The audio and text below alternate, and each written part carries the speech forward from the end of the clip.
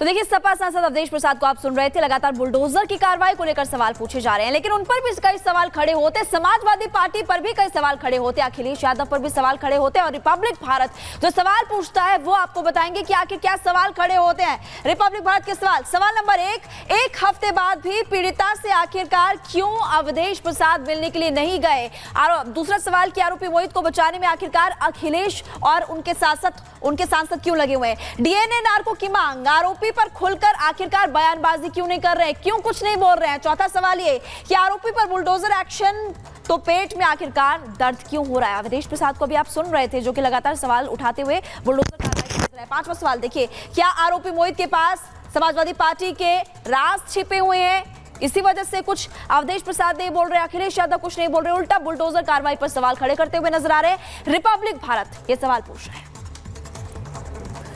और इस बीच आपको बताएं, बड़ी जानकारी यह है कि अखिलेश यादव अभी भी डीएनए टेस्ट की मांग कर रहे हैं। उसी बात पर अड़े हुए हैं अखिलेश यादव। ये बड़ी खबर आपके सामने रख रहे हैं, जहां अखिलेश यादव अभी भी ये कह रहे हैं कि डीएनए टेस्ट में समस्या क्या है, क्या परेशानी है। कानून के अनुसार डीएनए टेस्ट करने में 7 साल की सजा वाले केस में डीएनए टेस्ट होता है, ये कह रहे हैं अखिलेश यादव। तो अखिलेश यादव अभी भी अड़े हुए नजर आ रहे हैं डीएनए टेस्ट वाले बयान पर। कोई पॉलिटिकल पार्टी, अगर समाजवादी पार्टी ये बात कहती है कि डीएनए टेस्ट होना चाहिए, कैसे मुख्यमंत्री हैं ये, इन्हें कौन राय दे रहा है। ये कानून किसका संशोधित है, ये इन्हीं का संशोधित कानून है 2023 का, जिसमें ये कहा गया है कि डीएनए टेस्ट होना चाहिए अगर 7 साल से ज्यादा किसी की सजा का कोई प्रावधान है तो क्या गलत मांगा। और उनके परिवार के लोग कह रहे हैं, और वहां भी पुलिस सच्चाई जानती है, हमारे पत्रकार साथी भी जानते हैं सच्चाई। वहां की पुलिस जब बीजेपी के इशारे पर और वो सच्चाई से अगर काम करना चाहते तो उन्होंने क्या किया, उन अधिकारियों के खिलाफ कार्रवाई कर दी। तमाम अधिकारी ऐसे हैं जो कह रहे हैं कि हमें तो नौकरी बचानी है, हम क्या करें।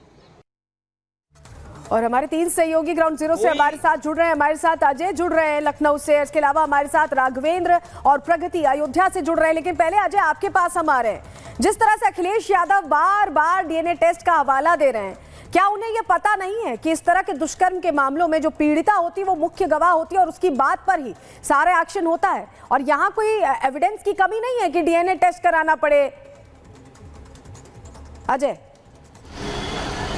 आप तो एक लीगल पक्ष रख रही हैं। इस तरीके के मामलों में लीगल प्रोसीडिंग जो होती है, कोर्ट में जो गवाह पेश होते हैं, उसका एक मजबूत लीगल जो पक्ष है वो आपने बताया। लेकिन यहाँ मामला लीगल ना होकर पीडीए में केवल एक का दिखाई दे रहा है, जहाँ पर सीधे सीधे जो परिवार का पक्ष है उसी पक्ष को अखिलेश यादव ने ले रखा है, उसी पक्ष पर वो बात करते हुए दिखाई दे रहे हैं। और शायद यही कारण है कि तमाम जो निषाद समाज के लोग हैं उनसे सवाल खड़ा कर रहे हैं कि एक ही पक्ष की बात वो क्यों बार बार तस्दीक करते हुए दिखाई दे रहे हैं। जो लीगल प्रोसीडिंग है डीएनए टेस्ट की वो बात कर रहे हैं, तो वो तो वैसे भी इस मामले में होना ही है। लीगल प्रोसीडिंग में जांच होती है ऐसे मामलों में, लेकिन जो सीधे सीधे वो पक्ष लेकर एक पक्ष को साफगो बताने का प्रयास कर रहे हैं, उसको लेकर निषाद समाज के लोग भी अखिलेश यादव से सवाल करते हुए दिखाई दे रहे हैं। बिल्कुल ठीक है, आप क्योंकि लगातार इस खबर पर जानकारी दे रहे हैं, और हमारे साथ क्योंकि इस खबर पर अयोध्या से राघवेंद्र और प्रगति भी जुड़े हैं। और प्रगति, लगातार आप इस खबर को कवर भी कर रही हैं, आप पीड़िता के घर पर भी पहुंची थी, आपने और लोगों से भी बातचीत की, लेकिन कई सवाल यहाँ पर खड़े होते हैं। एक तो जो सांसद है अवधेश प्रसाद कुछ नहीं कह रहे हैं, उल्टा बुलडोजर कार्रवाई पर ही सवाल उठाते हुए नजर आ रहे हैं। एक बार आप पीड़ितों से मिलकर तो आते, उनको उनके बारे में उनसे जान तो लेते, उनको सुन तो लेते, लेकिन सुना नहीं, सिर्फ और सिर्फ राजनीति कर रहे हैं। बिल्कुल महिमा, अवधेश प्रसाद की बात करें तो अखिलेश यादव उन्हें यहाँ का राजा कहते हैं, लेकिन अपनी प्रजा की चिंता करते हुए ये राजा नजर नहीं आ रहे हैं। एक बार भी वो भदरसा नहीं पहुंचे, एक बार भी वो पीड़ित परिवार के पास नहीं पहुंचे, एक बार भी उन्होंने पीड़िता की मां से नहीं बात की है, ना अस्पताल जाकर पीड़िता का हालचाल जाना है। वो यहाँ आए तो थे, जिस दिन हम आपको दिखा रहे थे उनके आवास भी पहुंचे थे, लेकिन वो पीड़िता से मिलने नहीं पहुंचे, उल्टा बचाव करते वो दिखाई दे रहे हैं। मोहित खान का बचाव करते नजर आ रहे हैं, जो कि सपा नेता है। राशिद खान का नाम भी इस बीच काफी सुनाई दे रहा है। बुलडोजर एक्शन भी हुआ, कार्रवाई भी हुई। योगी सरकार एक तरफ जहां कह रही है कि वो पीड़ित परिवार के साथ है, और जनप्रतिनिधि जो मंडल है बीजेपी के डेलीगेट्स हैं वो कल पहुंचे भी थे और बातचीत भी हुई थी, आर्थिक मदद का भी प्रयास किया जा रहा है। दूसरी तरफ सपा की बात करें, जो हमेशा पीडीए का राग अलापती है, पीडीए उनकी तरफ से हमेशा सुनाई देता है, लेकिन यहाँ पर वो धरातल पर दिखाई नहीं दे रहा है, क्योंकि जब जरूरत है, जब वाकई में जरूरत है, तब कहाँ है, तब क्यों पीडीए की बात नहीं हो रही है। वो बच्ची जो कि निषाद समाज से आती है, उसकी मदद के लिए सपा का कोई नेता सामने नहीं आया। और क्या किसी नेता की बात करें, जो अध्यक्ष हैं अखिलेश यादव, उनकी तरफ से डीएनए टेस्ट की बात हो रही है। हम खुद आर भारत की टीम पहुंची थी, रिपब्लिक भारत की टीम ने जब पीड़िता की मां से बात की, जब हमने हालातों को जाना परखा, तो हमें समझ में आया कैसे गरीबी की हालत में वो रह रहे हैं, क्या कुछ वहां पे स्थिति बनी हुई है और क्या क्या परेशानी का उन्हें सामना करना पड़ रहा है। कल भी जब हमने उनसे बात की थी, एक्शन होने के बाद बुलडोजर कार्रवाई एक जगह हुई है, दूसरी ओर अभी भी उन्हें परेशान किया जा रहा है। वो बता रही हैं जब वो मोहल्ले में, मार्केट में बाहर निकल रही हैं तो उन्हें परेशान किया जा रहा है, जान से मारने की धमकी तक अभी तक उन्हें दी जा रही है। इसके अलावा जो राशिद खान है, जिसका नाम प्रमुख तौर पर सामने आ रहा है, जो सपा का चेयरमैन बताया जा रहा है, उसकी तरफ से परेशान उन्हें किया जा रहा है।